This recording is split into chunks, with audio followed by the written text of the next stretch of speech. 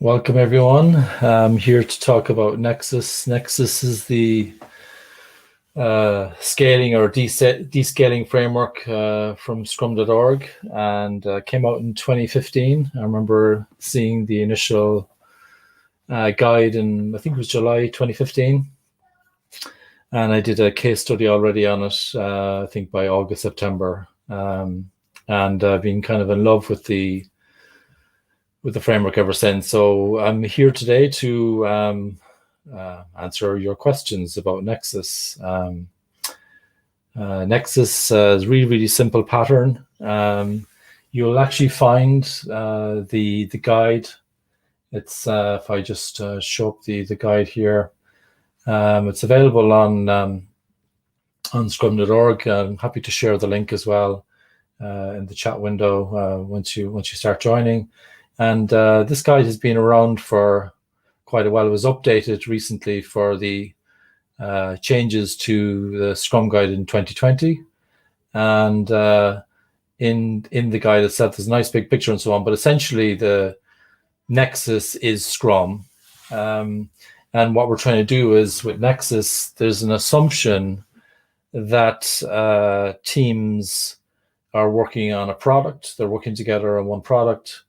And they need to find some way to interact with each other. When you've got 3 or more teams working with each other, you can't just talk to each other, but sometimes we need just a little bit of help to try and make sure things go smoothly. So Nexus has this concept of a Nexus integration team, which really, in my view, is misnamed. I don't know what would be the right name for it. Would I even use the word Nexus for the scaling framework? But leaving that as it is, maybe it's more like a Nexus coaching team. I'm not even sure if that's the right expression, because the Nexus integration team doesn't actually do the integration. They do they try to minimize dependencies, and they're making sure that we have a useful, valuable, usable increment at the end of the sprint. As you know, there was a change in the Scrum guide in the end of 2020 to make it more amenable to non-software as well. So Nexus I see it as a coping strategy for dealing with multiple teams, and there are some accountabilities, as you probably know, in the Scrum Guide 2020. They changed from roles to accountabilities. And so the Nexus integration team ensures that the Nexus delivers a valuable, useful, integrated increment at least every sprint. You have the usual Scrum events, but in addition, you've got cross-team refinement in Nexus, because when you've got multiple teams working together, while product backlog refinement is really, really important with just normal single team Scrum, when you've got multiple teams working together, it becomes more of a concern. And so ensuring that, all teams across the product have a common understanding of what it is we're being asked to solve, what problems we're being asked to solve in the coming sprints. Here's the big picture for Nexus. I might just turn off some of the logos and stuff so you actually see more stuff. Apologies, I just turn off the branding there so you can get to see a bit more. And so if I go to the big picture here, one product backlog. There's Nexus sprint planning, where you might have members of the Nexus integration team, which would have probably a representative or representatives from each team. It doesn't have to be, it could be representatives from the various teams, these 3 to 9 teams across your product. And in sprint planning, Nexus sprint planning, the Nexus integration team members go back to the Scrum teams. Each team does their own individual planning, and they end up coming up with a Nexus sprint backlog, which is visualizing the dependencies really between the teams. There's a very nice dependency management visualization technique that I might get a chance to show you later on. But essentially, you've got Nexus sprint planning at the start, so still very much Scrum. The Nexus sprint backlog is not the plan for the Nexus integration team. It's more like the visualization of the work that needs to be done on the sprint and the dependencies that might be between them. And then every sprint, you've got after sprint planning, you've got the daily Scrum in each team. But what would be preceding that would be the Nexus Daily Scrum, which I think is a really nice development, because I remember the bad old days, I call it, of Scrum of Scrums, and some people still use Scrum of Scrums, and if it works for you, continue using it. But in my experience, it wasn't really very useful, because what would happen is each team would do its daily Scrum, and then they would, they would have some issues that need to be resolved by more senior people or whatever. And so they'd wait for the Scrum of Scrums to bring it up, because they knew that really influential people were there and they would actually get problems fixed. And I stopped using Scrum of Scrums in 2011 when I discovered that people had been waiting 6 hours for the Scrum of Scrums. They didn't do anything, so people were stopped working all day. And that's when I realized that we had problems with Scrum of Scrums. And what is it for? Is it for impediment management? Is it for dependency management? Is it, what is it? And it seemed to be like all things to all people. So what I love about Nexus is every event has a purpose. So Nexus sprint planning is about planning. It's kind of like planning at a meta level in a sense across the 3 to 9 teams. The Nexus Daily Scrum is where the members of the Nexus integration team, including a Scrum Master, the product owner, members of the various teams, work together, and they talk about, what are the kind of broad brush concerns right across the product teams, those Scrum teams in the Nexus.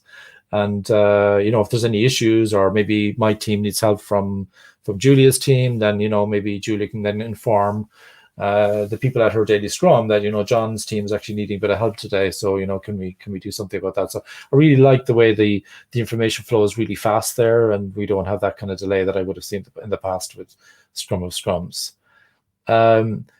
During the sprint, you can have more than one integrated increment, just like you always could in Scrum. Was made a bit more explicit in the 2020 version. There's a Nexus sprint review, so there's only one review. So that'd be one change, I guess, that Scrum is still Scrum, but the sprint review that would ordinarily be done by one team, if you had like 9 teams, each team would have their separate reviews. There's just one overall Nexus sprint review. And the idea behind that is people want to see outcomes. So I often use the metaphor of cake, and as you can see by looking at me, I eat lots of cake. And so people talk about component teams or platform teams, but I like to talk about like layers of cake, the top layer, the cream in the middle, and the bottom layer. If it was software, front end, middleware, back end. If it was marketing and sales, preparing the brief, maybe doing some packaging, and then maybe doing some communications, depending on your context. And so what I like to talk about is like Nexus is really a coping strategy for dealing with layer of cake teams.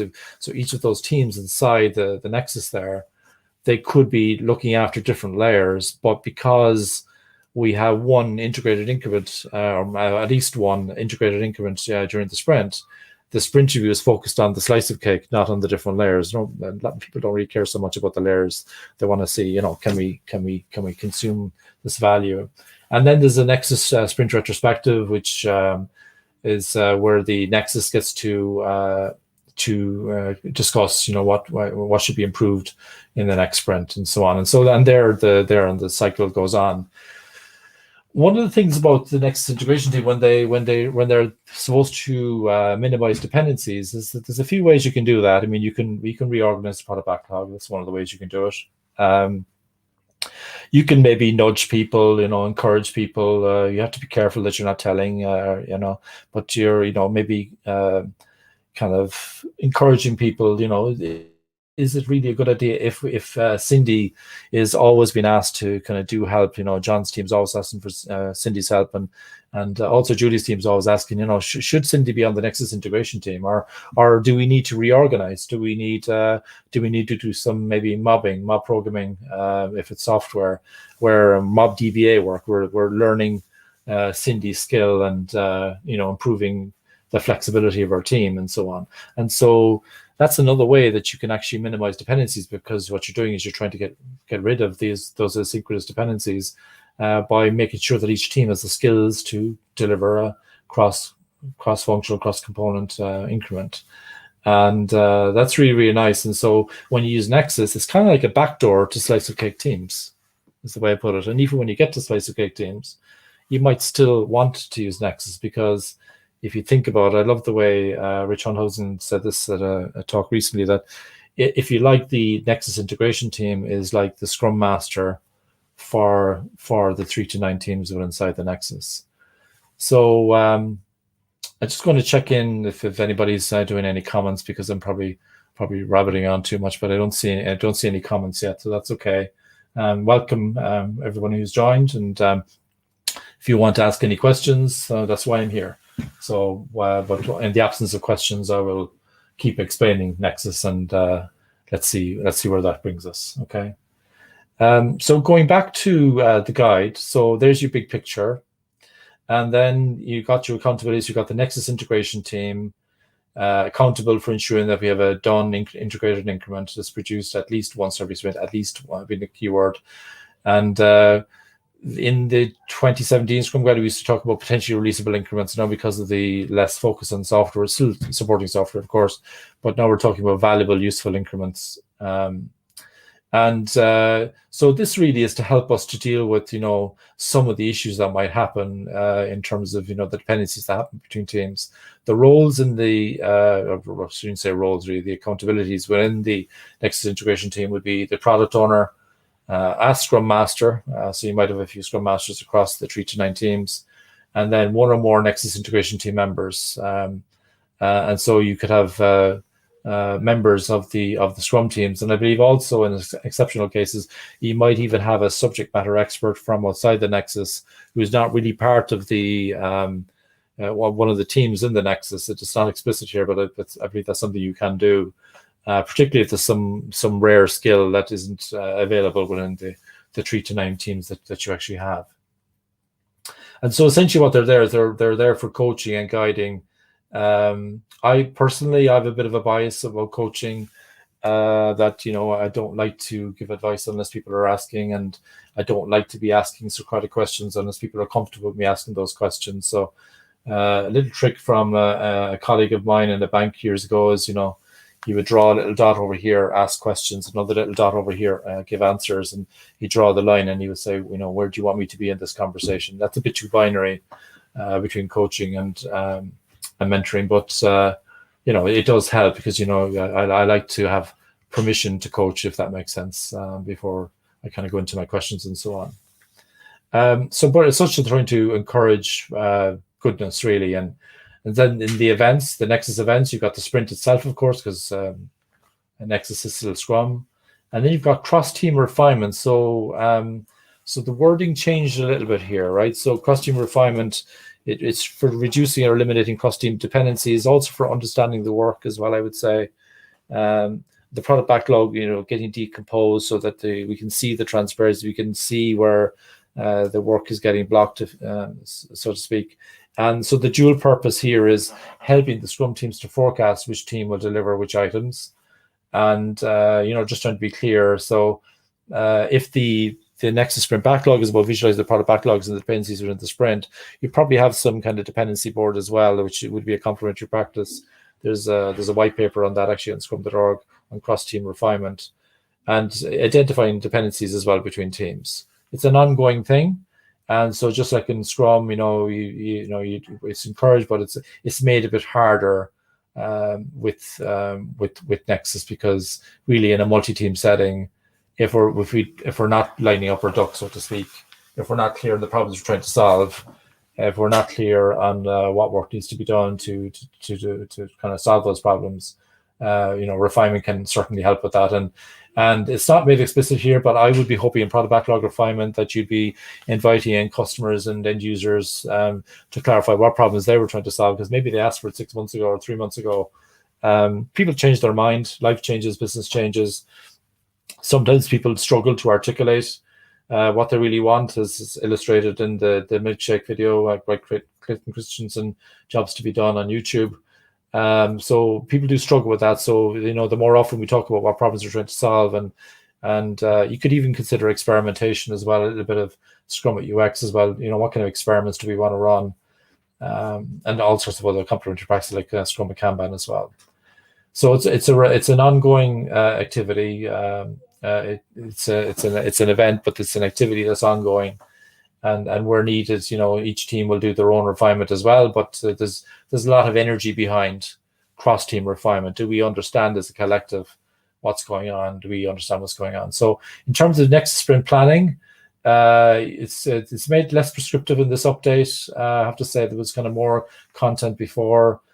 So now what they're kind of not saying so much about how you go about it, but really what's the result. So yeah, you end up with a Nexus sprint goal. Sprint goal is mandatory in Scrum. It's one of the commitments to the it's the commitment to the sprint backlog. It's now included in the sprint backlog. Equally, there's a Nexus sprint goal as well, which is aligning with the product goal, and it's kind of like a little North Star or Southern Cross, depending on what part of the world you're in terms of giving us some kind of direction where we're going. And the sprint goal for each Scrum team that aligns with the sprint, so the Nexus sprint goal. So there needs to be alignment not just with the product goal, but that each team sprint goal would be aligning with the Nexus sprint goal. There's a single Nexus sprint backlog that represents all of the work that we're going to do towards the sprint goal, and it makes the dependencies visible. And there's the sprint backlog also for each team, which makes their work transparent in terms of how they're going to actually do that. So I'm just going to check in as well just to see if people have any questions right now, any comments. So I've got a question here from Lucas. Thank you for your question, Lucas. Not sure if it's okay to ask in comment section or somewhere else. This is exactly where you should be counting. You're doing the right job there, Lucas. So thank you for opening the gates, and hopefully more people will follow you as well to try and dig more into this. So if you have any questions, please, Lucas, proceed and go ahead and ask. And just maybe I'll put a comment there as well. Please ask questions by commenting, so that people are clear on that. Okay, so I'm just sending that message out now, so hopefully every channel will see that. So just going back to the guide then. The Nexus Daily Scrum, I kind of talked about that, where I like that it's before the Daily Scrum. The purpose is to identify any integration issues and inspect progress towards the Nexus sprint goal. Appropriate representatives of the teams attend, and they inspect the current state of the increment. It's not the only time that people talk and adjust their plan. It's just like the daily Scrum and Scrum. It's not the only time you talk. Hopefully you're interacting right throughout the day as well. The Nexus sprint review is one review for the entire Nexus, and really not a lot of detail in here. A lot of the prescription has been removed, so you can use flexibility. I guess because Nexus is Scrum, you can take the guidance from the Scrum guide and kind of use the same kind of principles, if you like. And since the entire integrated increment is the focus for capturing feedback, the review replaces the individual sprint review. So that's just a reminder that it replaces them. In terms of the Nexus sprint retrospective, the purpose of that to plan ways to improve as an overall Nexus. Probably a great time to review your definition of done, probably the best opportunity to review your definition of done. And so in addition to the individual teams improvements, the Scrum teams sprint retrospective complement the Nexus sprint retrospective by using bottom-up intelligence. So we're not only do we have the retrospective within the Scrum team, but also there's an overall retrospective, if you like. There's kind of similarities there in a sense, but less in that regard. In terms of the artifacts, the Scrum is still Scrum, Nexus is Scrum. You've got a single product backlog for the entire Nexus, assuming they're all working on the same product. Just like in Scrum, the commitment to the product backlog is the product goal, which it doesn't have to be time horizon based. You could have something like, for example, we need a new coronavirus vaccine that deals with the variants, for example. It's very difficult to tell when that would be done. That's not like fixing climate change or anything like that, or eliminating coronavirus from the planet. It's fairly tangible. It's very difficult to put a time on it. I often find, though, that putting some kind of time horizon is useful. And so if the sprint goal is the goal for the current sprint, the product goal could be any time horizon, really. Could be just beyond the sprint, could be even within the sprint, but that's likely. More for in my situation, it's usually like 3 to 6 months. What are we kind of trying to do in the next 3 to 6 months ballpark? And just like the sprint goal is like a commitment for the sprint, and the product goal is a commitment for the product backlog. Hopefully we're unleashing ways for the Scrum team and the Scrum teams in the case of Nexus to discover better ways of delivering the product goal. So it's not about fixed scope or anything. So people often get worried about timing and all that. But sometimes when you talk about time horizons, it can unlock people's thinking and they say, okay, now I know what ballpark we're talking about. So it could be the vision as well. So the product goal, depending on your context, could be closer to the sprint goal or closer to the overall vision for the product. The Nexus sprint backlog is the composite of all the Nexus of the sprint goal and the Nexus sprint goal rather, and the product backlog items from the sprint. So that's a bit of a change actually, because just like the sprint goal is now part of the sprint backlog in Scrum, the Nexus sprint goal is now part of the Nexus sprint backlog in Nexus. And the commitment, of course, to the sprint backlog is the Nexus sprint goal, very similar to Scrum. In the increment, of course, the integrated increment represents the current sum of all the integrated work completed by the Nexus towards the goal, and it must meet the definition of done. And to that point, there's a very strong commitment to the definition of done. I think this is the strongest commitment in Scrum. There are some exceptional cases where we might take shortcuts to take advantage of an opportunity, but we make that transparent in the product backlog. We might consciously take on some failure demand or technical debt, but ordinarily, quality is not what suffers, and it's a really strong commitment. So all teams in the Nexus, all the Scrum teams in the Nexus must define and adhere to their definition of done, and then they'll self-manage to achieve that state.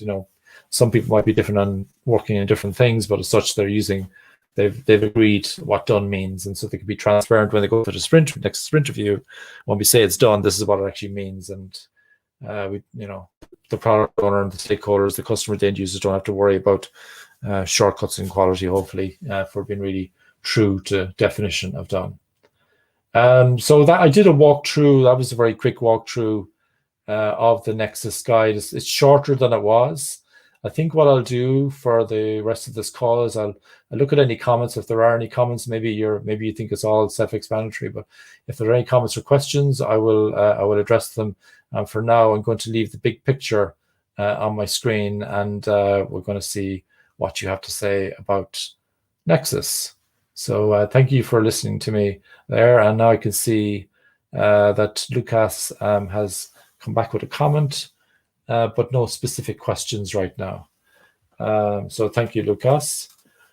So I'm here to answer your questions. So I guess this will be a very short live stream if we don't have many questions. So do you have any questions for me on Nexus? And this is where I have to exercise my comfort with silence as a Scrum Master.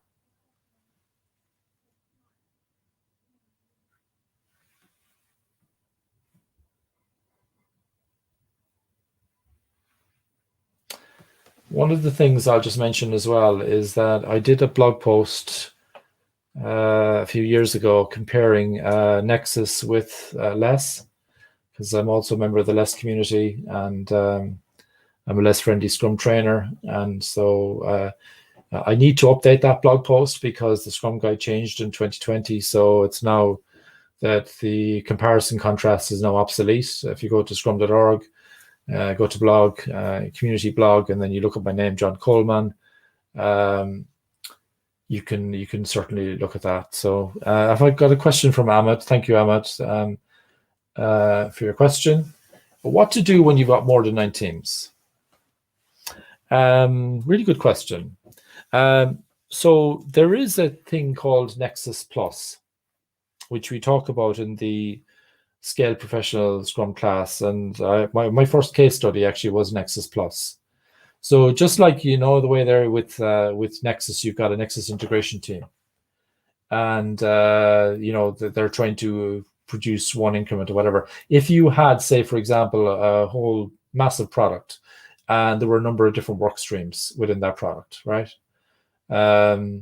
Maybe there was a marketing and sales work stream. Maybe there was a legal work stream. Maybe there was some software work stream, maybe some, PR communications work stream. What I did was I created a Nexus Plus integration team. And the Nexus Plus integration team, again, had one product owner, because there's one product owner overall. And then there was a Scrum Master and a representative from each Nexus. And it doesn't have to be one, it could be a number of people, but typically 1 or 2 people from each Nexus. And so not only do we have Nexus sprint planning, but there was Nexus plus sprint planning. Made it a bit more complicated. There was a Nexus plus daily scrum. There was, we did actually have a Nexus plus sprint review as well as the Nexus sprint review. It's down to an implementation decision when you decide to, but even with less, they would have when you've got less huge, for example, each less instance would have a sprint review. And then it would be down to, your own context where you decide to have a less huge sprint review. But typically it would be each area of like 8 to 9 teams, 8 in the case of less, 9 in the case of Nexus. Would have their own review. So that's how I would deal with it, Ahmad. Let me know if I've addressed your question. So the short answer is use Nexus Plus. So if you take the same meta approach where you've got a representative from each team, you'd have a representative now maybe from each work stream or whatever you want to call it, value stream, whatever. So Lucas is just saying, acknowledging, saying for sure. So any more questions about Nexus?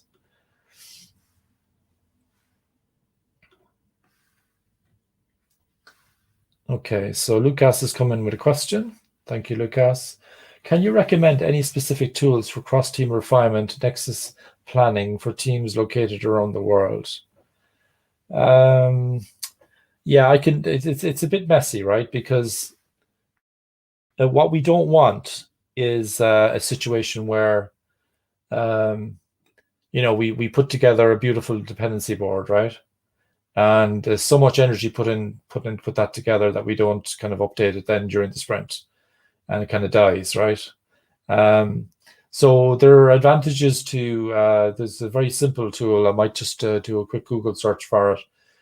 Cross-team refinement. There's a cross-team refinement white paper. I might try to just find it for you there, and hopefully, but that's not a tool as such. That would be like a way of visualizing, and then you could use.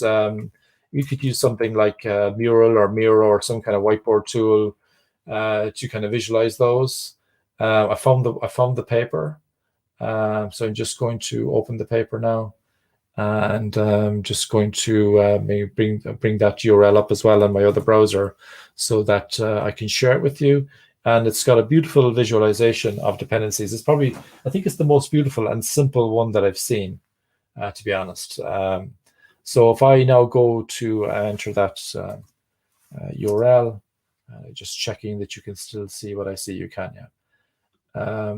So I didn't open the paper yet, though. It didn't actually open. So, oh, it's after downloading the paper. Silly me. Okay, I need to share something else. So let me try and do that. So I'm opening the paper now, and what I'm going to do is from my browser, I'm going to try and share a different screen. So just stop my screen share for a moment, illustrate how that works. So yeah, I've got the paper here. So this is the cross-team refinement paper written by Rob Marr and Patricia Kong. And what I love about this is they're illustrating here that you could have a situation where you got team A, team B, team C, and then you've got what items are we doing in this sprint versus next sprint versus the sprint after. What do we think we're doing? Remember, we're using an empirical approach, so we don't really know. We don't even know for sure what we're doing the sprint. When we have a sprint goal, that's not a guarantee, right? The commitment isn't an obligation. Our strongest commitment is the definition of done and not compromising on quality.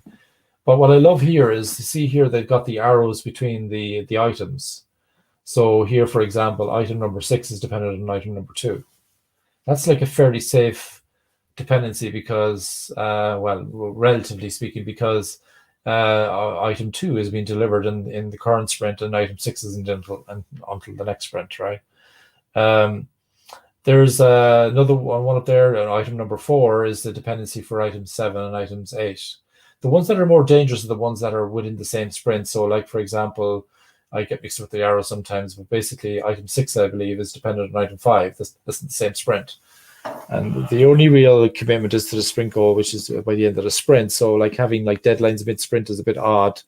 I'm sure Scrum teams can kind of figure out ways of working between them. The more dangerous ones, though, would be where maybe you've got a dependency that is external, right? So there's an external one in the same thread. That's even, unless those external people are actually, it's all part of one big family and we're all really the same team, so to speak, unless you've got that situation, you're going to have a bit of drag. If for example, item 8 is probably in danger because item 9 is is in the same sprint. So it's sorry, the other way around actually. Item 8 is depending on item 9. So yeah, be careful about that. So I would probably use something like Miro or Mural to visualize something like this.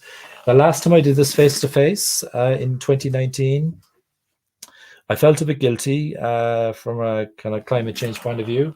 I was saving on paper, but we were creating plastic magnetic tiles, and they would stick to magnetic whiteboards, and we cut out these arrows, and it worked really, really well because people got a kind of a sense of satisfaction, a kind of the magnet kind of clicking and so on, and it was really nice. It's much better than kind of stringing things together with string or literally with string. It looks like a mess. So I would use that, but I would also consider maybe some kind of a lean portfolio management tool. I actually do like tools, particularly in these remote ways of working right now.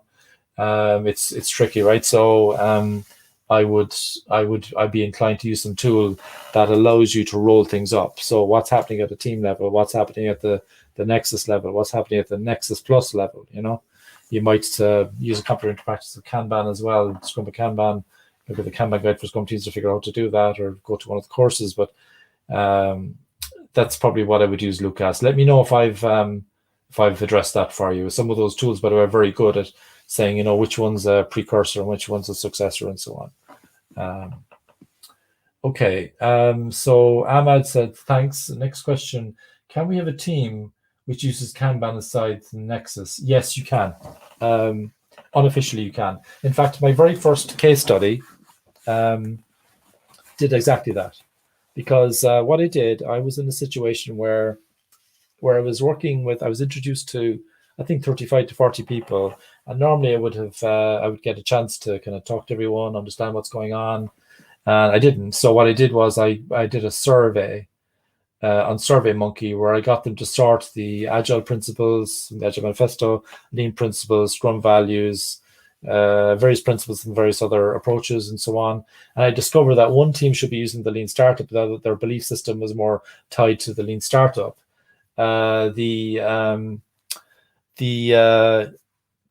of the teams is more kind of tied to Kanban, and there was two other teams more related to Scrum. So I wrote to Ken Schwaber at the time. I said, Ken, I like this Nexus pattern, and actually, from what I can see, as long as all the teams are kind of using the same cycle, more or less, I'm exaggerating a little bit. There are some edge cases there, but as long as we're kind of all going the same rhythm, does it matter what we're using inside that rhythm? And do you mind if I use this for people who are using Kanban Lean Startup? He said, yeah, go ahead. In fact, that was my first case study. So yeah, you can, absolutely. Nawaz, thank you very much for your question. Yes, there is only one product owner in Nexus. One product, one product backlog, one product owner, just like less. And is there only one or multiple Scrum Masters in Nexus? Probably multiple. I love what Michael James says. He's a fairly famous Scrum Master from Scrum Alliance, and he says a good Scrum Master can probably deal with up to 3 teams. A great Scrum Master can deal with 1. And a Scrum Master for me is more like a full-time position. But in Scrum.org and Scrum Guide and all that, you could have a part-time Scrum Master. There could be a developer, and that's absolutely fine. But for me, when in a scaled context, you're really getting into the area because you're not only serving the team, help the product owner, but you're also serving the organization, maybe fixing some issues at an organizational level. We can sprinkle the whole place with Scrum and Kanban if we want, but if there's organizational problems, they'll need to be dealt with. So you will need more than one Scrum Master, for sure. I would say in a Nexus. Now, let me know if that answers your question. Thank you for that. Follow-up one from Nawaz. Is there any Nexus case studies in financial or government you can point to?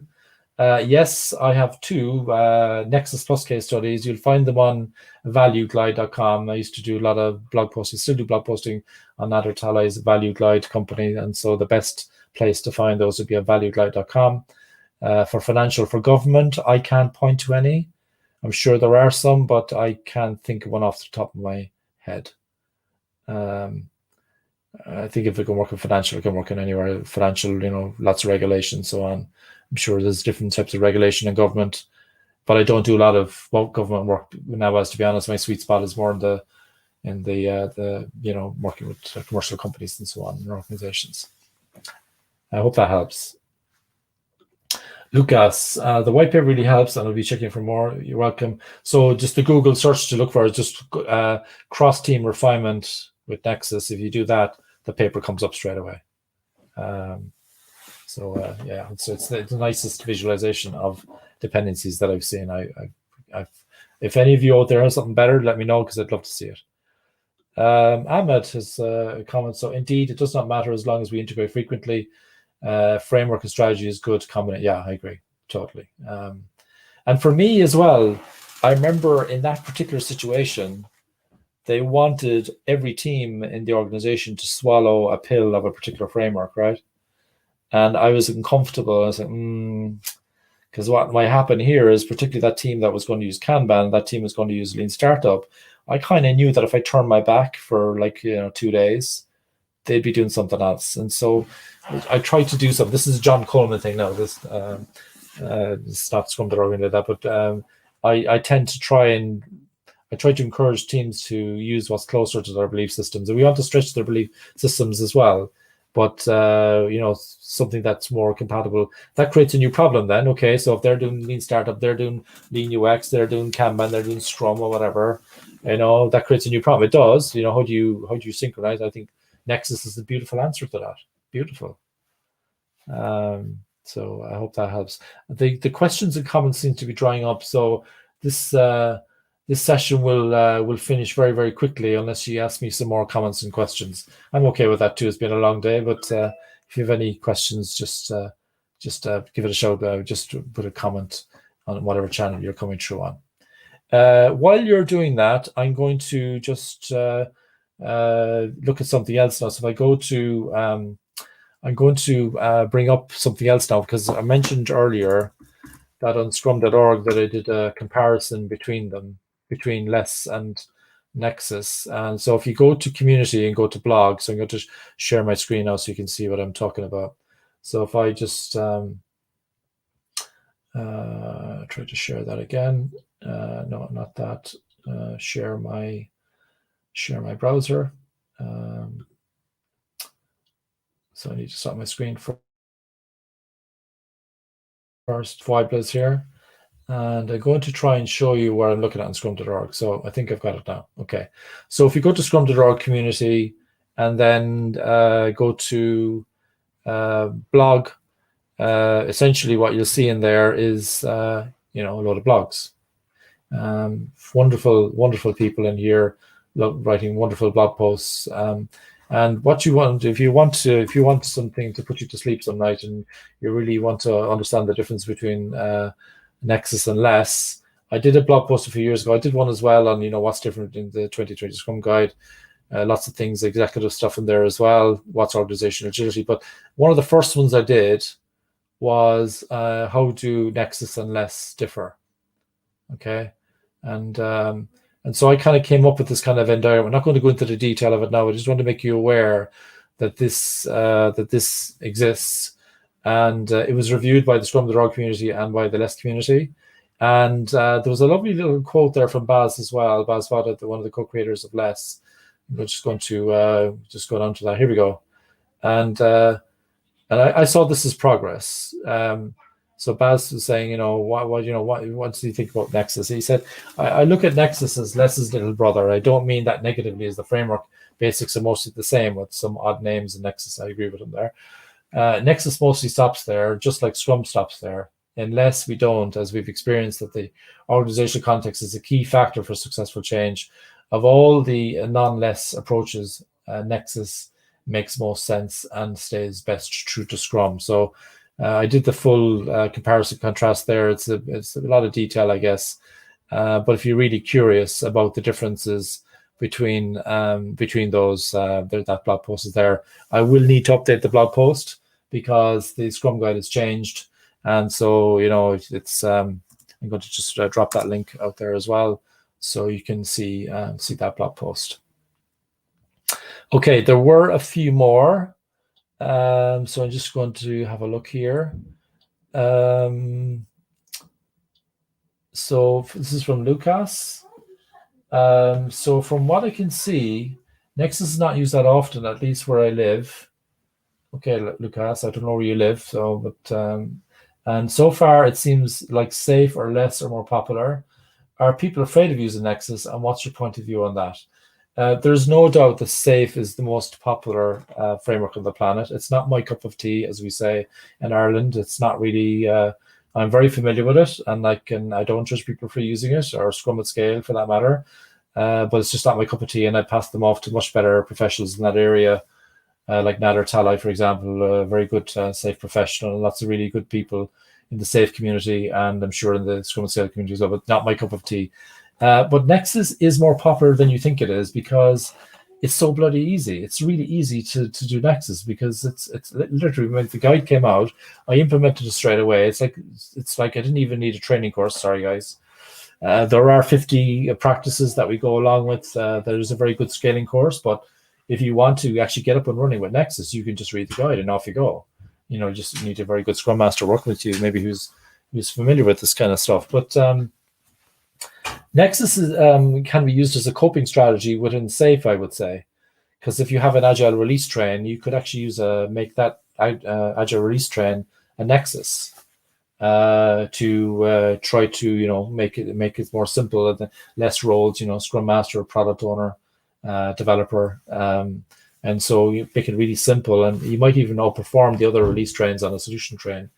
If you use Nexus. So I see a lot of Nexus around, a lot of interest in it because it's so easy.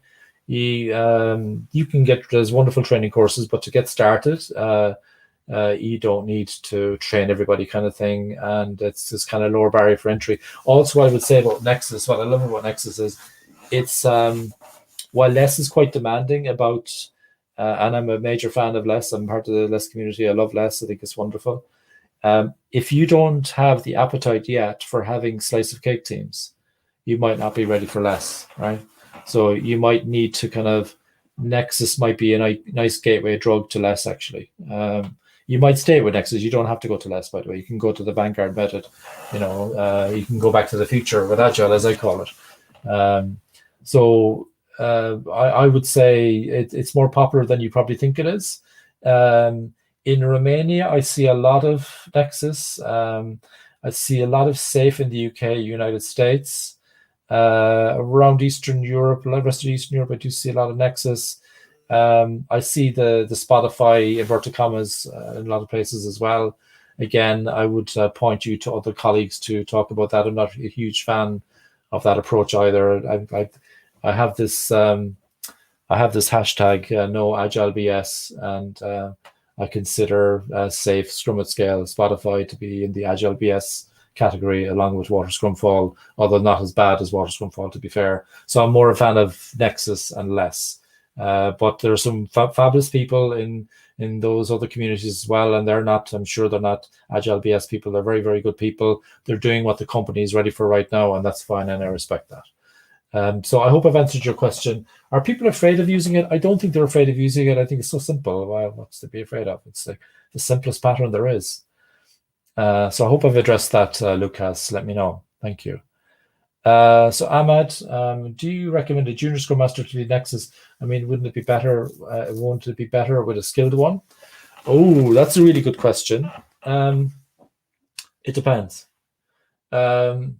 So I think you would need it to be a fairly serious Scrum Master, right? In a scaling situation, right? You would need to be a fairly serious Scrum Master. Definitely going up the pecking order, right? From a Scrum to our point of view, be looking at someone, PSM3 kind of standard, really, right? But PSM2 minimum. If I know the people that don't need any qualifications, I know how good they are. But if I don't know, it kind of gives me an idea, and I'm sure Scrum Alliance is similar levels as well that you could it would help you to understand. But actually, interestingly, what I do quite a lot in the last few organizations that I work with, I try to get organizational support for apprentice coaches, apprentice scrum masters. So they might have a lot of experience from another walk of life. They're very familiar with the business domain. They're very familiar with the technical domain. They've got credibility with the people in the teams and in the business and so on. And beyond the business, right? And so what I often prefer is to work with someone who's starting from zero from a Scrum point of view, and I develop them, and I know that they're learning Scrum the way it should be done. No agile BS, authentic agility, continuous changeability. They haven't been polluted by. They think they've got lots of Scrum experience, but they've been doing water Scrum fall for 10 years, right? And so bringing a Scrum master like that in, they're just going to destroy the place. They're just going to put up with the impediments, and that's like the referee running off the pitch in the World Cup. Leaving them all kind of break each other's legs, right? So you do need a strong Scrum master. But I would prefer to grow our own Scrum Masters and develop people that the people we've got, we know how good they are already in other things, they understand the domain, and I'd rather develop their Scrum Mastery skills than bringing someone skilled, so to speak, who might not be. So, but if I had some kind of influence over who was coming in, I'd like to bring in someone who was skilled, who was kind of on the same page with authentic agility. Ahmed, I hope I answered your question. I don't see. Oh yeah, there's a few more. Sorry. Okay. So that's kind of it, really. There's very, very simple pattern.